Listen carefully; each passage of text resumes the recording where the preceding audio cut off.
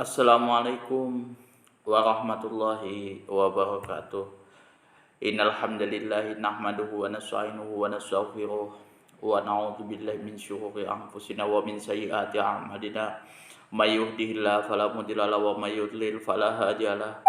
Asyhadu an la ilaha illallah wahdahu la syarikalah wa asyhadu anna Muhammadan abduhu wa rasuluh. Allahumma shalli ala sayidina Muhammad wa ala ali sayidina Muhammad kama barakta ala sayidina kama shol Allahumma shalli ala sayidina Muhammad wa ala ali sayidina Muhammad kama shallaita ala sayidina Ibrahim wa ala ali sayidina Ibrahim wa barik ala sayidina Muhammad wa ala ali sayidina Muhammad kama barakta ala sayidina Ibrahim wa ala ali sayidina Ibrahim fil alamin innaka Hamidum Majid. Rabbi shrah li sadri wa yassir li amri wahlul 'uqdatam min lisani yafqahu qawli. Amma ba'du. Hadirin hadirat jamaah kaum muslimin wal muslimat yang dirahmati oleh Allah Subhanahu wa taala. Kali ini kita akan membahas kitab Fathul Qorib yang membahas tentang rukun sholat. Kemarin kita sudah bahas tentang syarat sahnya sholat. Syarat sahnya sholat itu yang kemarin sudah kita bahas ada 5. Nah ini rukun-rukun sholat nanti yang akan kita bahas itu ada 18. Nah apa aja rukun sholat yang mesti harus kita perhatikan. Nah ini nanti kita lihat sama-sama ya. Kita dengarkan sama-sama, jangan di skip. Faslun, adapun fasal fi arkani sholati, di dalam rukun-rukun sholat, wa taqaddama makna sholat, dan sudah dijelaskan terlebih dahulu makna sholat, arti pengertian dari sholat itu lughatan wa syar'an, secara lughah, wa syar'an dan syara'. Wa arkanus sholati, dan adapun rukun-rukun sholat samaniyata asyara ruknan, yaitu ada 18 rukun.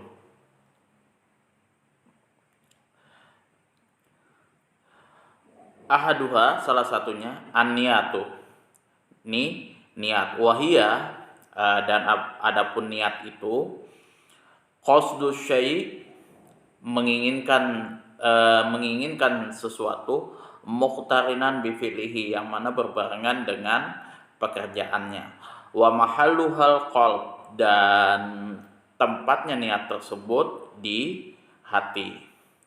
Fa in kana sholatu fardhon wajaba niatul fardhiyati. Jadi kalau misalkan kita mengerjakan sholat fardu, maka wajib berniat sholat fardu. Misalkan usolli fardo zuhri arba'a rakaatin mustaqbilal qiblati ada makmuman lillahi ta'ala. Nah, kemudian yang di sini yang dibahas adalah usolli fardo. Nah, fardo ini wajib disebutkan. Jadi kalau misalkan kita mengerjakan sholat fardu zuhur, maka hendaklah disebutkan fardo zuhri, seperti itu. Wa qasdu fi'liha, dan wajib sengaja fi'liha, mengerjakan sholat tersebut, wa ta'yiniha, dan menentukannya, misalkan minas subuhi au zuhrin masalan, dari sholat subuh dan sholat zuhur misalnya. Jadi kita harus menentukan juga tuh sholat apa yang akan kita lakukan. Misalkan usolli fardhu zuhri, jadi setelah fardhu baru nama sholatnya. Misalkan usolli fardhu zuhri.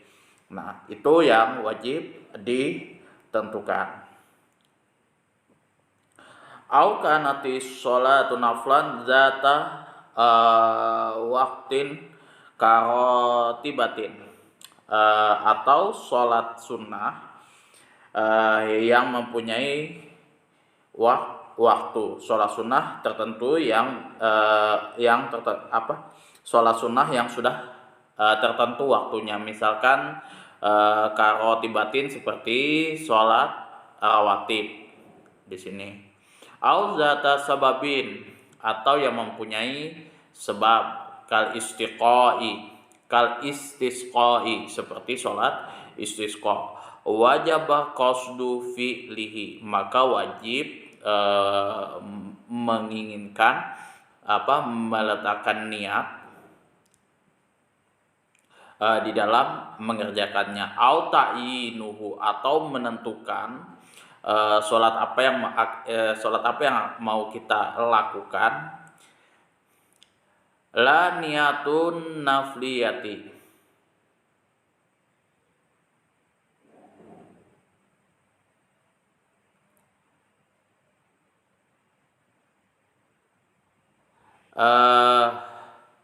meminta hujan. Wajib qasdu, maka wajib dengan sengaja mengerjakan sholat sunnah tersebut.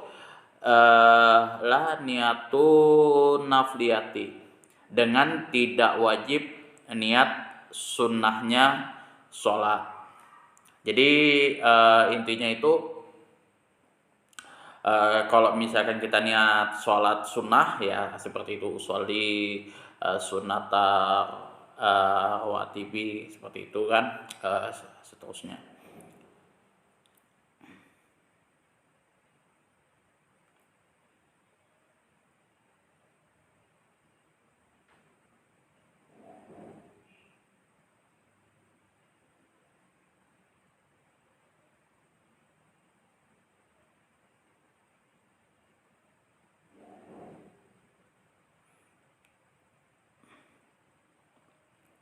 Oh sorry, salah.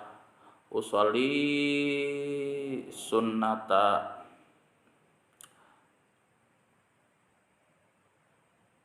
usolli sunnata usolli sunnata zuhri,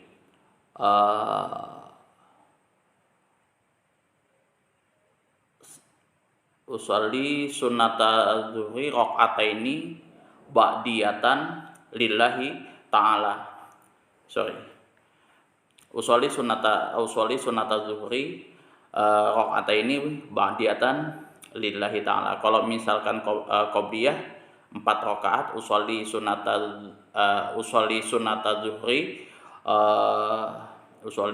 zuhri arba'a rakaatin qobliyatan lillahi ta'ala. Itu kalau sholat rawatib. Wasani al-qiyamu ma'a qudrati alaihi. Yang kedua adalah berdiri ma'al qudrati, bagi yang mampu, alaihi, bagi seseorang. Fa'in ajaza anil qiyam, jika seumpamanya seorang tersebut tidak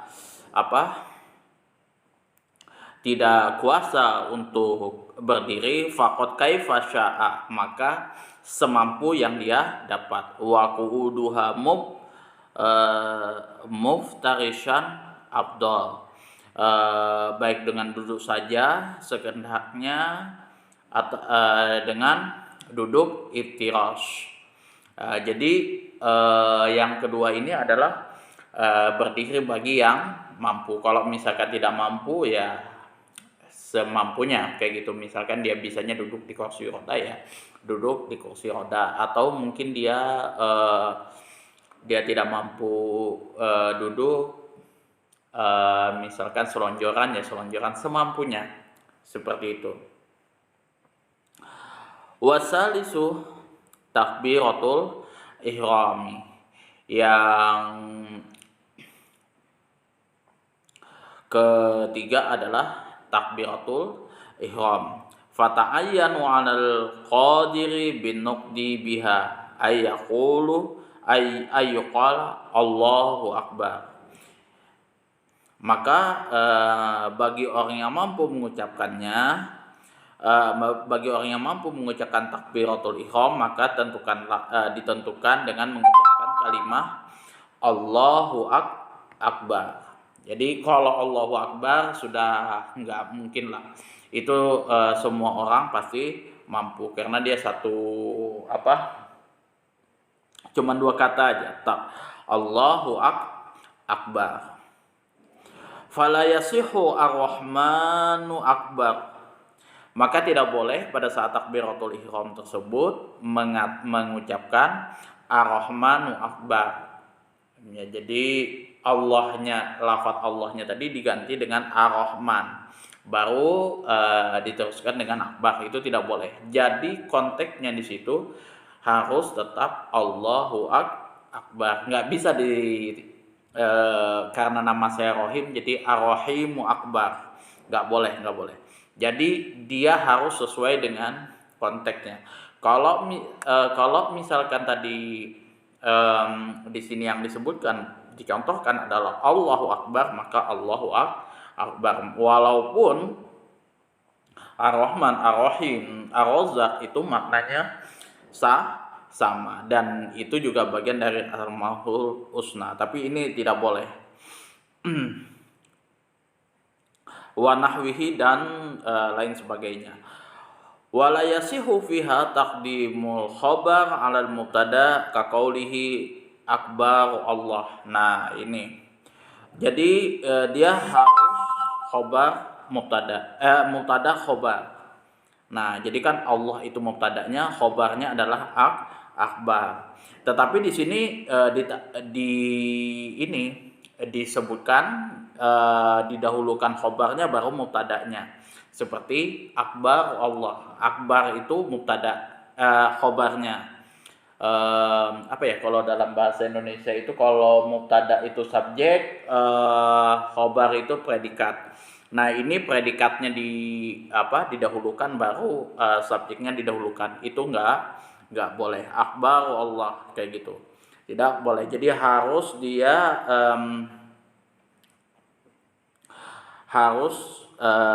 sama seperti itu. Allahu akbar. Tidak boleh dia dibolak-balik. Waman ajaza 'alan nukki biha bil arabiyah tarajjama anha bi ay lughatin sya'a wa la yaqdiru ila dzikr akhar. Barang siapa yang tidak mampu mengucapkan bil arabiyah dengan bahasa Arab, tarajjama,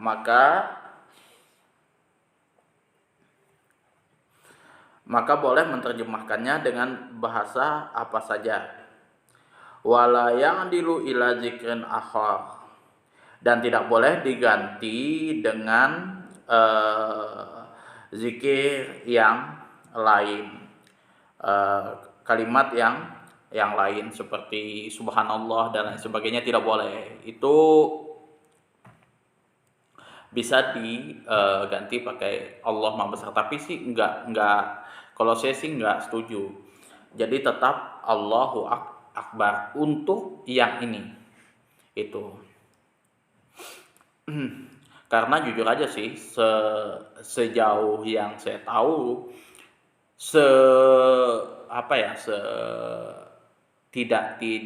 setidak mampunya orang di Indonesia yang sekarang ini, yang tua-tua itu, kalau yang namanya takbiratul ihram Allahu akbar itu sudah pasti bisa.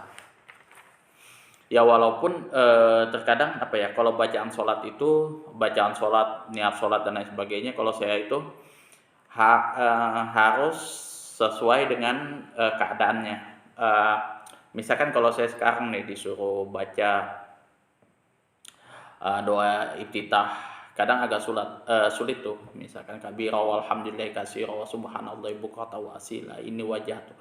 Kalau saya baru bisa hafal itu, baru bisa ingat semua itu pada saat sholatnya. Itu kalau saya. Nah, contoh kayak misalkan niat qobliyah ba'diyah. Itu kalau langsung ditembak biasa kayak saya sorogan kayak gitu, agak-agak susah anunya. Jadi saya betul-betul harus membayangkan pada saat posisi saya itu. Jadi posisi saya sholat, sebelum sholat, nah seperti itu kalau saya baru bisa ingat anunya. Kalau misal langsung ditembak, misal ruku, kadang saya nggak hafal itu. Ini kalau kondisi saya kayak gitu kan. Tapi sejauh mata saya memandang, kalau misalkan waktu saya mengabdi di tempat apa ya, di perkampungan orang-orang yang tua kayak gitu, dari semua bacaan yang mereka mampu itu Bismillahirrahmanirrahim, Al-Fatihah itu pasti mereka mampu. Kemudian takbiratul ihram mereka mampu. Kemudian yang nggak bisa itu tahiyat, tahiyat akhir, tasyahud, eh, tasyahud akhir dengan tasyahud awal. Kemudian biasa doa iftitah itu mereka nggak bisa. Tapi kalau misalkan sami Allahu liman hamidah, itu apa ya, habis itu subhana rabbil azimi wa bihamdi, subhana rabbil azimi wa bihamdi, itu mereka kebanyakan bisa sih selebihnya. Kalau yang ini apa, kalau um, apa namanya, bacaan-bacaan surat itu masyhur.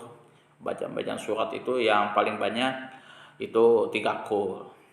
Itu sudah masyhur. Dulu saya pernah bacakan surah Alif Lam Mim gitu kan. Alif Lam Mim zalikal kitabul la raiba fihi hudal lil muttaqin allazina yu'minuna bil itu sudah sawan kayak gitu kan. Ujung-ujung cuma 5 ayat aja. Ya biasalah kayak gitu kan.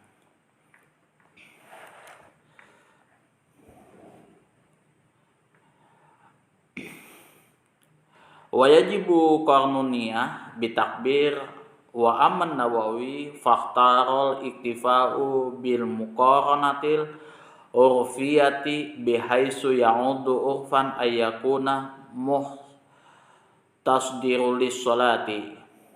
Nah, di sini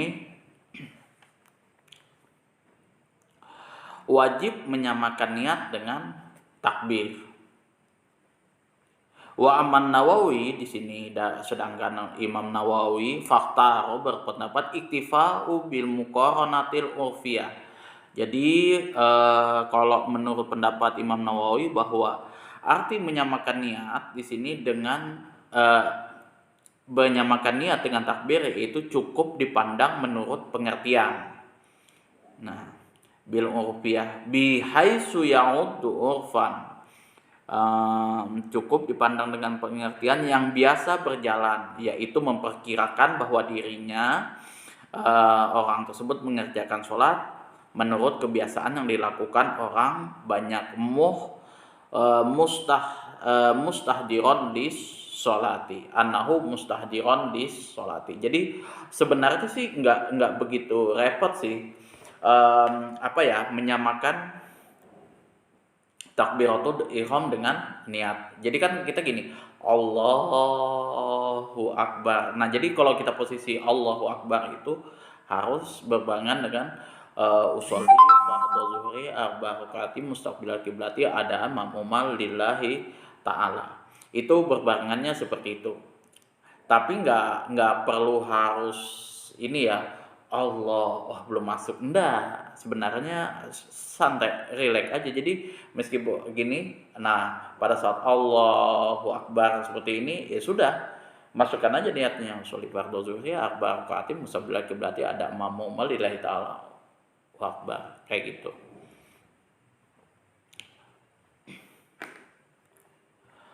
Warabi'u, dan adapun yang keempat di sini qiraatul Fatihah, yaitu membaca surah Al-Fatihah.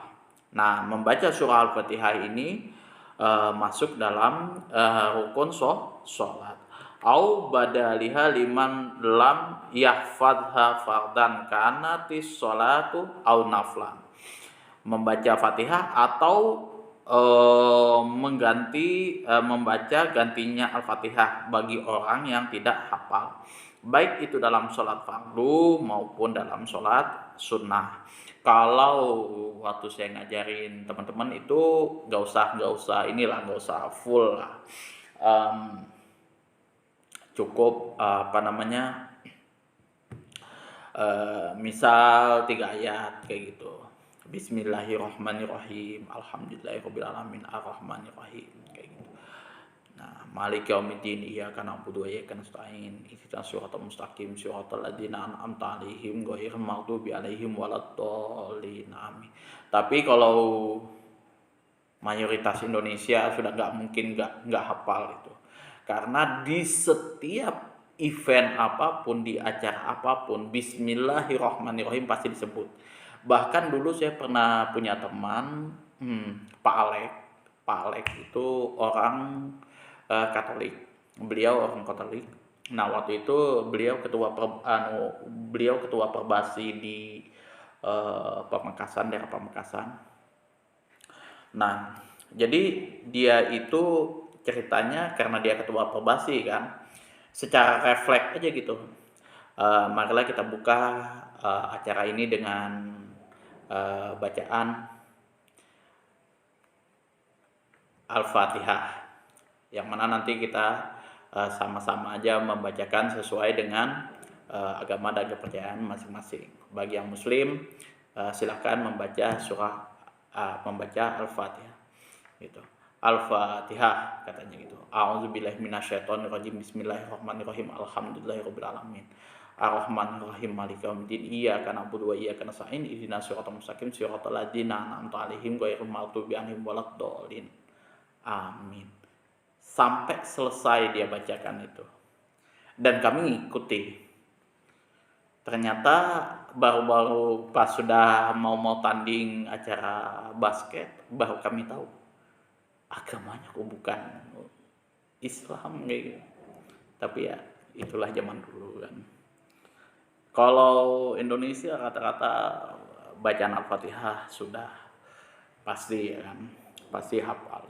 Nah, kalau misalkan dia tidak bisa, ini sudah tidak mampu-mampunya orang, itu ya bisa diganti dengan surah yang lain kayak gitu. Kalau misalkan ini tidak mampu ya kan, atau bisa atau mungkin bisa dikurangi lah kalau tidak hafal full. Wa man asqata minal fatihati harfan au tasdidan au abdala harfan min habi harfin lam tasihha qira'atahu. Barang siapa yang menggugurkan satu huruf minal fatihati dari surah Al-Fatihah ini, harfan satu huruf, au tasdidatan atau tasdidnya itu dihilangkan, au abdalaha harfan min habi harfin, atau mengganti hurufnya dengan huruf yang lain, lam tasih, maka tidak sah. Misal contoh Bismillahirrahmanirrahim, itu nggak boleh. Jadi dia harus Bismillahirrahmanirrahim. Alhamdulillahirabbil alamin. Arrahmanirrahim. Maliki yaumiddin. Iyyaka na'budu wa iyyaka nasta'in. Ihdinas siratal mustaqim. Siratal ladzina an'amta 'alaihim ghairil maghdubi 'alaihim waladdallin. Amin. Nah, itu bacaan Al-Fatihah. Tidak boleh dia dikurang-kurangi, tasdidnya hilang kayak gitu, hurufnya kebalik yang di sini ayat yang pertama kebalik ke ayat yang kedua, itu nggak boleh, sholatnya tidak sah. Makanya di dalam menentukan imam itu paling tidak harus yang paham itu bacaan sholat. Ada juga yang biasa sih, kalau ada teman saya itu, kalau dia jadi imam itu, yang bisa dia sholat zuhur, asar itu. Kalau sholat maghrib sama, apalagi sholat maghrib, dia nggak bisa. Tuh. Kan kalau sholat zuhur kan gampang tuh, sholat zuhur sama asar tuh. Biasanya Allahu Akbar itu kan langsung. Nggak jahat kayak gitu. Jadi dia cuman bisanya itu. Cuma bisa Allahu Akbar. Sami Allahu liman hamidah. Rabbana lakal hamd. Itu aja yang dia bisa gitu. Robbana lakal hamdunya pun juga dia nggak full gitu kan. Robbana walakal hamdu mil samawati wa mil ma syi'ta min syai'in ba'du. Itu dia nggak full, nggak. Itu ada juga beberapa teman saya itu. Jadi dia kalau jadi imam itu nggak ada yang bisa imam, nggak ada saya gitu kan, nggak ada yang bisa imam. Itu sudah satunya maju gitu. Kalau sholat zuhur. Tapi kalau dia maghrib sudah seorang kawannya. Yang kawannya ini dia hafal surah-surah apa segala macam. Cuman kalau kata dia untuk wiridan setelah sholat itu ngambil Muhammadiyah katanya, bid'ah. Ujung-ujung dicek-cek kayak gitu karena nggak hafal wiridan katanya. Makanya saya ngikut Muhammadiyah. Ya ada ya kan.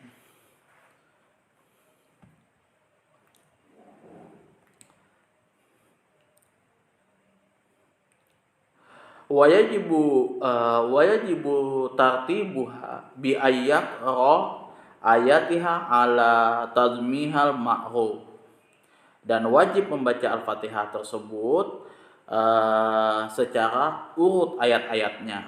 Tartibuha di sini artinya tertib ayat-ayatnya. Jadi mulai dari ayat pertama itu kan Bismillahirrahmanirrahim. Nah, kalau mazhab Syafi'i itu Bismillahirrahmanirrahim harus dibaca jahar itu. Kalau mazhab Malik dia tidak baca gitu. Alhamdulillahirabbil alamin. Langsung dia baca Alhamdulillahirabbil alamin arrahmanirrahim maliki yaumiddin iyyaka na'budu wa iyyaka nasta'in. Dia langsung seperti itu. Enggak ada dia baca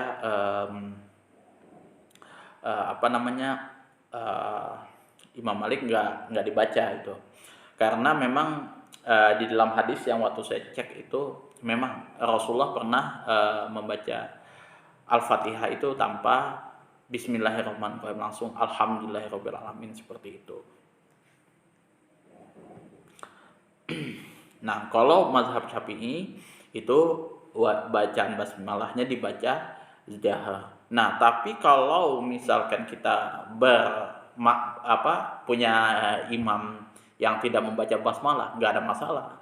Itu nggak ada masalah. Kita tetap fokus mengikuti imam. Yang kita fokuskan itu bukan mazhabnya imam, tapi apa yang dilakukan imam. Itu yang wajib kita ikuti. Jangan karena imam mazhabnya Hambali kita mufaraqah, nggak boleh. Jadi baik itu dia mazhabnya Hambali, Hanafi dan lain sebagainya, nggak ada masalah itu. Kita harus tetap fokus mengikuti imam. Selama dia Ahlus Sunnah wal Jamaah itu nggak ada masalah. Lain hal kalau misalkan si imamnya tadi ini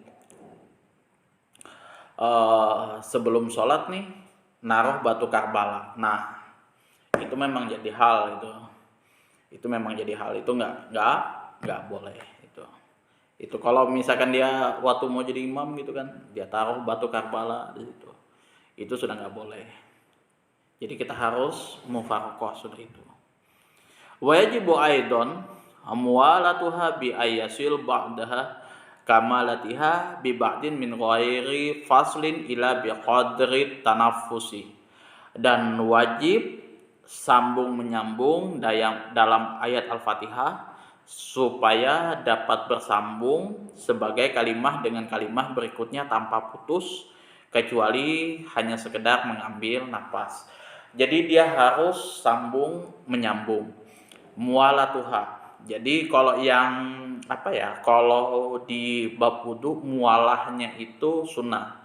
Tapi bersambung-sambungnya itu sunnah. Jadi misalkan Bismillahirrahmanirrahim, kita jeda dulu kan seperti ini, itu nggak boleh. Jadi wajibnya itu harus langsung disambung. Bismillahirrahmanirrahim, Alhamdulillahirabbil alamin, arrahmanirrahim, seperti itu dia. Jangan sampai ada jeda terlalu lama, kecuali kita cuman mengambil nafas. Fa in takhallala zikra baina muwalatiha, jika berzikir, nah di sini jika menyela-nyela az-zikra, menyela-nyela zikir, baina muwalatiha, di antara sambung menyambungnya qata'aha, sambung menyambungnya bacaan Al-Fatihah tadi, baina muwalatiha, apa tadi, di antara sambung menyambungnya tadi, Al-Fatihah, ayat-ayat Al-Fatihah tersebut, qata'aha, maka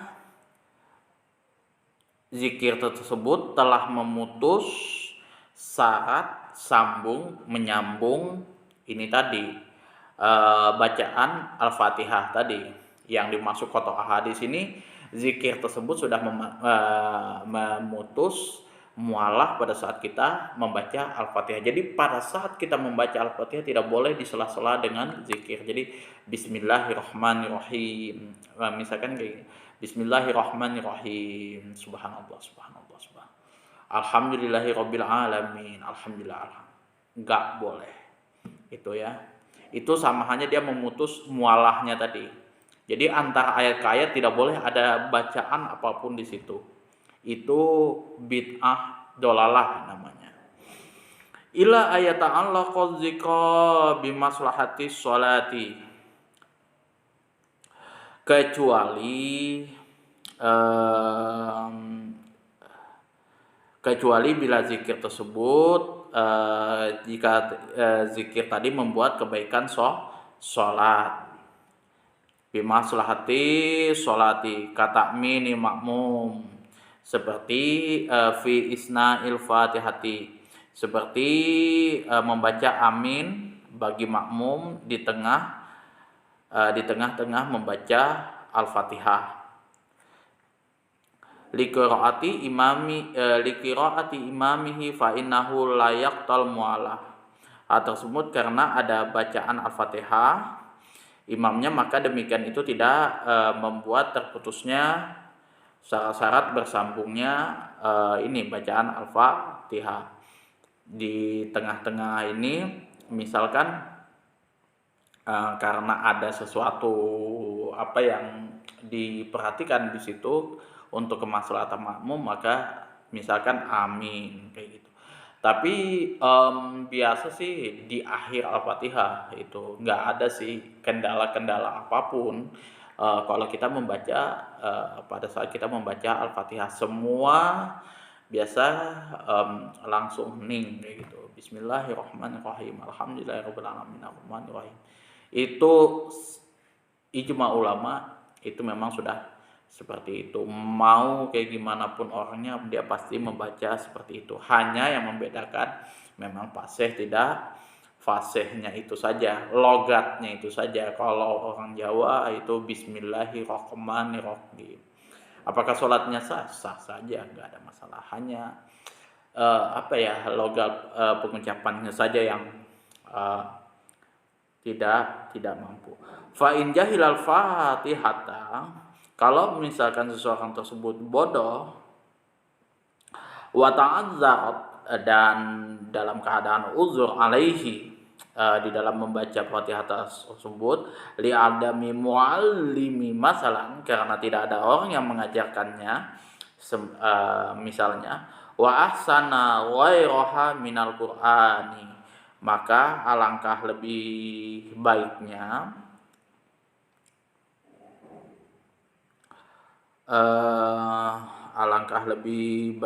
dia membacakan surat-surat dari Al-Quran yang lain.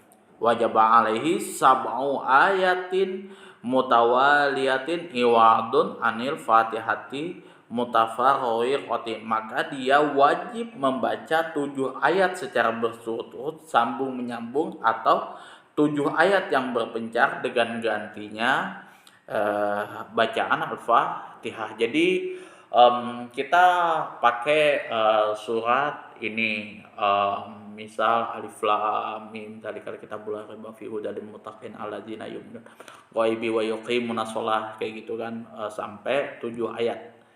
Tapi sih ya biasa sih kalau di mana ya, di tempatku sih paling min sih juz amma itu kan yang 7 ayat. Cuman ini sih kalau ada yang tidak bisa membaca surah Al-Fatihah itu memang bebal itu. Rata-rata sudah bisa. Karena apalagi kalau yang sudah biasa ikuti asinan apa segala macam, ikut pengajian dan lain sebagainya, itu aib. Gitu. Kalau ada orang yang nggak hafal Al-Fatihah, aib itu aib. Ini kalau yang memang betul-betul nggak ada lah, baru belajar lah. Oke, kalau misalkan yang baru belajar mungkin belum begitu hafal semuanya, ya semampu yang dia bisa diganti dengan surah yang lain atau jadi dia cuma diam saja kayak gitu. Nggak ada masalah.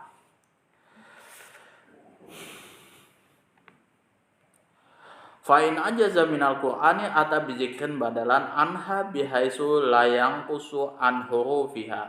Kalau misalkan seseorang tersebut tidak bisa membaca Al-Quran ata bizikrin badalan, maka dia wajib menggantinya dengan zikir. Jadi dia wajib membaca zikir badalan sebagai ganti anha, dari anha ini anil fatihati, dari membaca fatihah, bihaisu layang kusu dengan takaran layang kusu tidak mengurangi an hurufiha, dari huruf-hurufnya bacaan Al-Fatihah, seperti itu. Tapi ganti huruf kayak gimana ya, subhanallah subhanallah subhanallah subhanallah subhanallah subhanallah kayak gitu. Fa'ilam yuhsin Qur'anan wala zikron waqafa qadral fatihati. Jikalau seseorang itu memang tidak bagus membaca ayat Al-Quran, demikian juga zikirnya, maka orang tersebut supaya berdiri saja dengan lamanya perkiraan sekedar lamanya membaca Al-Fatihah. Jadi kalau misalkan seseorang itu nggak bisa membaca Al-Fatihah, itu nggak bisa zikir, nggak bisa baca Al-Quran, maka ya cukup diam saja kayak gitu. Itu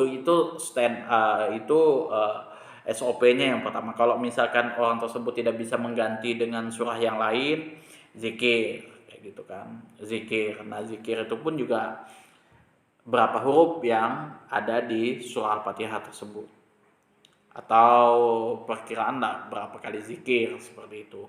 Nah kalau misalkan dia memang tidak mampu, maka diganti cukup dengan berdiri saja, berdiam, seperti itu. Tapi ya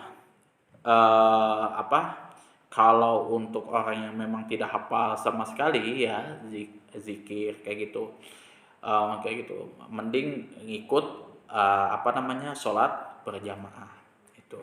Insya Allah kalau sholat berjamaah itu sudah tidak sesat. Wa fi ba'din nusakhi wa qiraatul Fatihah ba'da bismillahirrahmanirrahim wa hiya ayatu minha. Dan sebagian keterangan yang lain di dalam beberapa kitab yang dibahas khususnya bermazhab Syafi'i. Nah,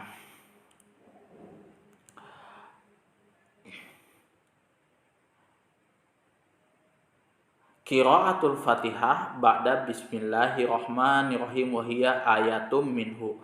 Membaca Al-Fatihah itu sesudah membaca bismillahirrahmanirrahim. Dan membaca bismillahirrahmanirrahim tersebut adalah termasuk salah satu ayat dari Al-Fatihah. Itu. Jadi Al-Fatihah itu adalah ayat sesudah bismillahirrahmanirrahim. Tapi membaca Al-Fatihah tersebut wajib masih satu kesatuan dengan surah Bismillahirrahmanirrahim, itu satu kesatuan dengan Al-Fatihah. Nah itu. Jadi kalau mazhab Syafi'i seperti itu. Al-Fatihah wajib, Bismillahirrahmanirrahim wajib dibaca. Gitu. Kalau misalkan seseorang tersebut tidak membaca Bismillahirrahmanirrahim, maka tidak sah sholatnya itu. Karena membaca Bismillahirrahmanirrahim ini bagian dari rukun. Nah, mungkin itu saja yang dapat saya sampaikan, kurang dan lebihnya saya mohon maaf. Ini kita kita lanjut yang nomor 5 sampai seterusnya nanti di pembahasan selanjutnya besok, insya Allah kalau tidak ada halangan. Akhirul kalam, assalamualaikum warahmatullahi wabarakatuh.